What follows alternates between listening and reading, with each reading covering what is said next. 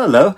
I read a new book recently which has made me ponder and helped me think about a much bigger issue that I have wrestled with for my entire life. Because one of the most difficult things about becoming an adult is gauging how much you want to be a part of society, both at a larger political and national level, at a more local community level, and in your relationships to other individuals. Because once you become part of society, you necessarily have to some degree, sacrifice parts of your individuality and make compromises about your integrity. So, for example, being part of a country, you will most likely have to pay taxes. And even if you live in a democratic nation where you have some amount of say in the leadership and the decisions that are made, the government can make decisions about how they allocate those funds and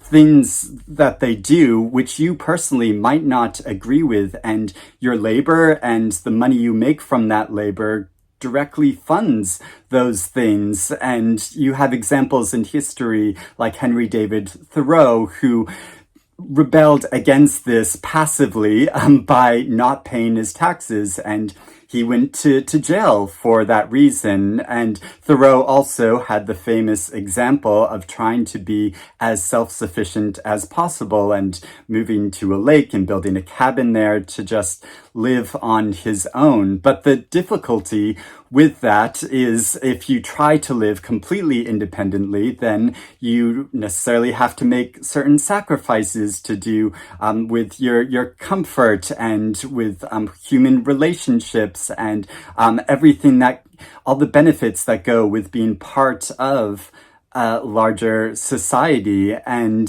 of course, this often comes from a position of privilege of many people because of larger issues to do with family and finances and physical abilities aren't able to live completely independently. And so I have really struggled with this issue for my entire life. And I took steps earlier on in my life to visit some intentional communities, and I considered moving to them because I really liked this idea of trying to be in a relatively self-sufficient community within a larger society. And due to a number of reasons, I didn't join any of those communities. I've still remained a part of larger society, but I find it really fascinating reading about examples of individuals that either go to try to live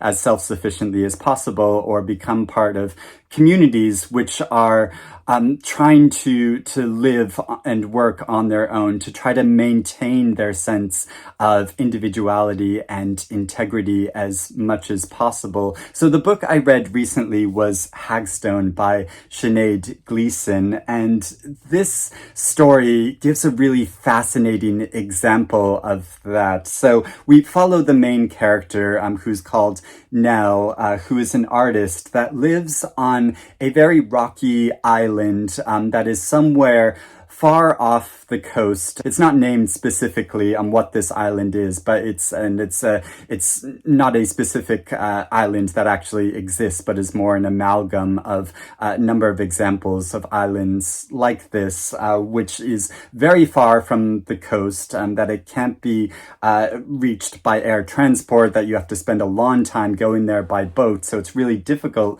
to get to. And there's a community that lives on this island in relative independence, and so Nell is part of this community, although she herself lives fairly independently, working as an artist and wanting to create her art, but to do that financially, she has to do a number of jobs. She takes cleaning jobs, and she gives tours of the island to people that go on this long trek to visit this very remote island. But also on this island, there's another smaller community which exists there, a commune of women called the Indians, who have traveled there from places all around the world and for many different reasons, but who have created their own sense of community there, and they live in relative isolation with as little contact with other people on the island as possible. And so they are able to find a life for themselves, which they felt that they can't gain within larger society like this. But again, there are compromises that go along with this. So this community of women, other people on the island, they kind of speculate about them. There are rumors about them, and they are, the objects of stereotypes. And in this way, especially because they are women who have chosen to live independently like this. But also within this commune of women, there are different power struggles going on. And so Nell is introduced to them because she is invited by the leader of this community to travel there, to stay with them, to learn about them, and to write a piece to commemorate what they do, partly to counter all of these suspicions and rumors which have grown around their community, to really portray and celebrate what they are all about. But a number of people that live in this commune, they have gone there to have as little contact with the outside world as possible, and to not be interfered with by other people. And so that Nell travels there and starts speaking to them is a controversial thing amongst this commune. And so we see how this plays out through a dramatic story, which is quite gothic in some ways. So is really suspenseful and fascinating, and there are many secrets that a lot of these individuals have, and we find out about that, but also, and get little glimpses into them, but also it made me question myself of like, well, how much do I have a voyeuristic interest in the lives of other people? And that is something that this novel is interrogating a lot of how much do we allow other people to live independently like this? Because Nell, as an artist, she wants to respect her subjects, but at the same time, she does have a keen interest wanting to know about their lives, because she's never visited this commune before, because it is a closed community, and so has a natural curiosity about it. But also, she herself has this natural sense of wanting to look and spy upon other people. And in her cleaning job, she's got in trouble in the past because she's spied in the cabins of people that are staying at a hotel that she works at, while those people inhabiting that room are having sex. So she's a bit of a peeping Tom. And I don't know if there's a female equivalent of the name of peeping Tom, but Nell is one. And so that's a really interesting thing about her character. And she's a fascinating individual herself, because she does live so independently on her own, and really cares about her art, and so has sacrificed being part of a much bigger community, and especially a community of artists. Like, she's been invited to go to other places to work on her art, but she's kind of refused that because she feels so attached to this very unique landscape of this rocky island, and wanting to commemorate especially women of the past that have lived on this island and who have been fundamentally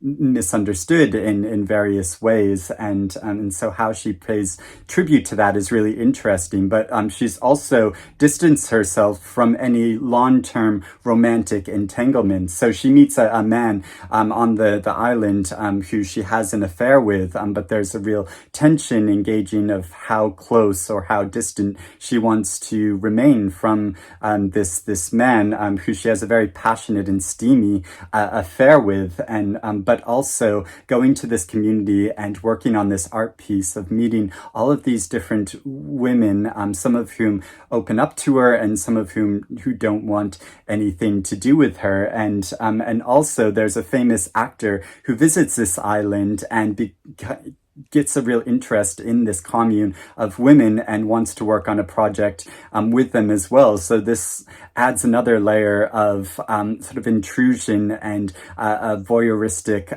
look into this community of someone who's intruding upon it. And so, yeah, there's all these issues and this difficulty of when you want to maintain your independence in this way and having to make compromises and sacrifices, and that the larger world will eventually intrude upon it. And as I mentioned before, that there are power plays going on within this commune. And so if you become part of a community in society, so like I mentioned before, of judging how much you want to be part of a community, there will be certain people that try to have more of a say, and anyone who is a part of a neighborhood will know this, that there will be certain neighbors who have ideas about the social expectations of the neighborhood and how it should be maintained and how people should conduct themselves, and other people that just kind of keep to themselves and want to stay on their own. And all these things have to do with different levels of personality. And so much of the clashes in society are how these different personality traits clash up against each other. And so I just found this such a fascinating exploration of this larger subject matter, and it's really helped me think through a number of these issues, and it provides such an interesting angle on all of it. So this is Sinéad Gleeson's debut novel, and it's so exciting that she's finally brought out this first full-length fiction, because she's previously published a collection of essays that is also a memoir called Constellations, which is such a beautiful and powerful book. But she has also edited a couple of anthologies, which I always keep up here on my shelves, so I'll take them down to show you. So there's The Long Gaze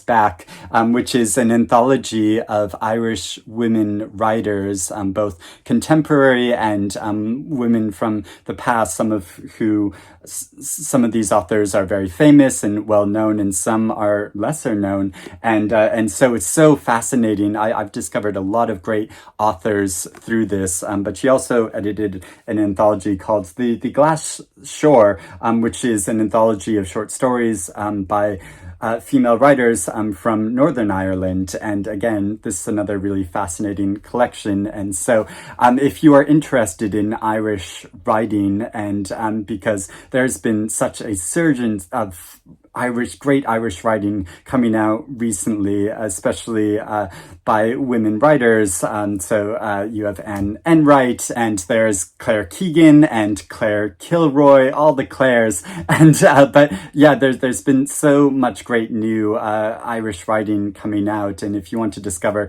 even more, I'd really suggest taking a look at these anthologies, because it's a great way to test out the writing of other authors that you might want to explore more of their work and read full novels of theirs. But yeah, I thought Hagstone was just a wonderful novel. Like I said, so engaging, and yeah, it builds up to a really dramatic climax. So and it's really fascinating to see the way that plays out, but also it's left me with this sense of thinking about all these larger issues about independence and being part of society like this.